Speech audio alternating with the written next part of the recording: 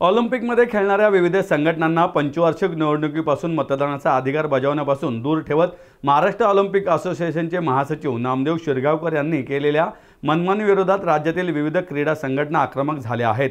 शिरगावकरांच्या या बेकायदेशीर कृतीविरोधात येत्या मंगळवारपासून तीव्र आंदोलन व आमरण उपोषण करण्याचा इशारा महाराष्ट्र राज्य कुस्तीगीर संघाचे कार्याध्यक्ष व भाजपा क्रीडा आघाडीचे महाराष्ट्र प्रदेशाध्यक्ष संदीप भोंडवे यांनी पत्रकार परिषदेत दिला आहे।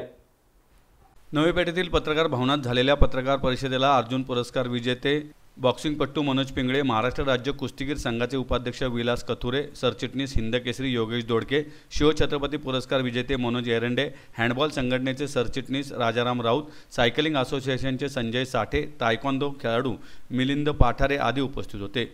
संदीप भोंडवे म्हणाले, महाराष्ट्र ऑलिम्पिक असोसिएशनचे सरचिटणीस नामदेव शिरगावकर यांनी 15 सप्टेंबर 2025 रोजी परिपत्रक काढून 2 नोव्हेंबर 2025 रोजी होणाऱ्या असोसिएशनच्या पंचवार्षिक निवडणुकीचा कार्यक्रम जाहीर केला।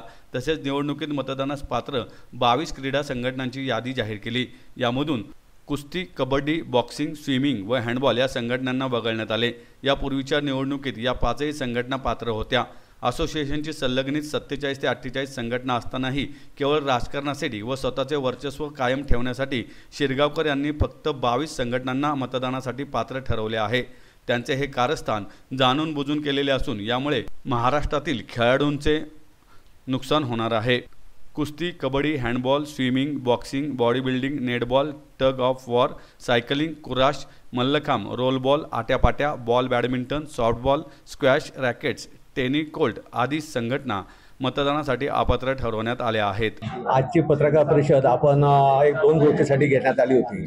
त्याच्यामध्ये सर्वात महत्त्वाचं म्हणजे 15 सप्टेंबर रोजी महाराष्ट्र ऑलिम्पिक असोसिएशनच्या वतीने पंचवार्षिक निवडणुकीकरिता मतदारांची यादी जाहीर करण्यात आली आणि 2 नोव्हेंबर रोजी निवडणूक होईल असं परिपत्रक ज्यावेळेस काढण्यात आलं त्यावेळेस 22 संघटनांची नावं त्या परिपत्रकामध्ये मतदानासाठी त्यांनी ग्राह्य धरली होती।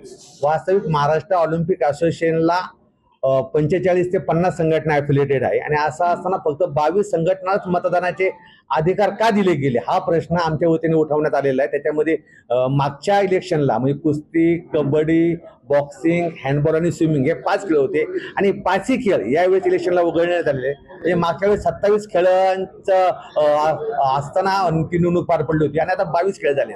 म्हणजे 50 खेळांचा संलग्नता 22 खेळांची तुम्ही ज्यावेळेस निवडणूक घेता याचा अर्थ एकच होतो की संघटनेवरती सरचिटणीस नामदेव शिरगावकर यांनी स्वतःचं वर्चस्व असावं म्हणून जाणून बुजून हा सगळा खेळ केलेला आहे आणि जाणून बुजून आमच्या सगळ्या संघटनांचे मतदानाचे अधिकार काढण्यात आले। म्हणून त्यासाठी आम्ही माननीय अजितदादा पवारांना यांच्यासोबत पत्रव्यवहार केला असून दिनांक 23 नोव्हेंबर पर्यंत अजितदादांनी त्याच्यामध्ये योग्य निर्णय घ्यावा व सर्व संघटनांना मतदानाचे अधिकार द्यावेत। तसेच मागील 3 ज्या राष्ट्रीय स्पर्धा नॅशनल गेम झाल्या ती म्हणजे गोवा असेल, गुजरात असेल आणि उत्तराखंड असेल या म्हणजे 3 नॅशनल गेमसाठी महाराष्ट्र शासनाने एकूण 12 कोटी रुपये महाराष्ट्र ऑलिम्पिक संघटनेस खर्च करण्यास दिले होते। वास्तविक आपल्या सर्वांना माहिती आहे की ज्यावेळेस आपण शासनाकडनं पैसे घेतो तर त्या पैशाचा हिशोब संपूर्ण हिशोब आपल्याला 31 मार्चच्या अगोदर द्यावा लागतो, परंतु मागील 3-4 वर्षापासून 1 रुपयाचा हिशोब महाराष्ट्र ऑलिम्पिक असोसिएशनने महाराष्ट्र शासनात सादर केलेला नाही।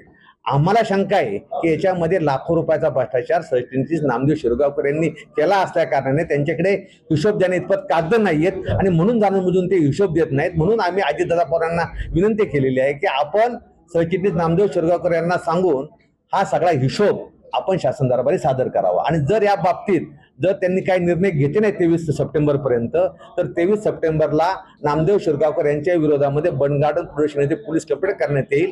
त्यानंतर जिल्हाधिकारी कार्यालयापासून महाराष्ट्र ऑलिम्पिक असोसिएशनच्या ऑफिसपर्यंत एक निषेध मोर्चाचं आयोजन करण्यात आलेलं आहे आणि त्यानंतर महाराष्ट्र ऑलिम्पिक असोसिएशनच्या कार्यालयाबाहेर एक मांडव टाकून मी स्वतः आमरण उपोषण करणार आहे आणि माझ्यासोबत महाराष्ट्रातले अनेक राष्ट्रीय आंतरराष्ट्रीय खेळाडू उपोषणाला बसणार आहेत। खरं तर पाहायला गेलं ती महाराष्ट्रासाठी तो काळा दिवस असणार आहे, कारण आजपर्यंत महाराष्ट्राच्या इतिहासामध्ये कधीच कोणता खेळाडू उपोषणाला बसलेला नाही न्याय हक्कासाठी आणि आज मला म्हणजे माझ्या माहितीप्रमाणे कमीत कमी 30 ते 35 संघटनांचे पदाधिकारी खेळाडू या उपोषणाला पाठिंबा देण्यासाठी तिथे उपस्थित राहणार आहेत।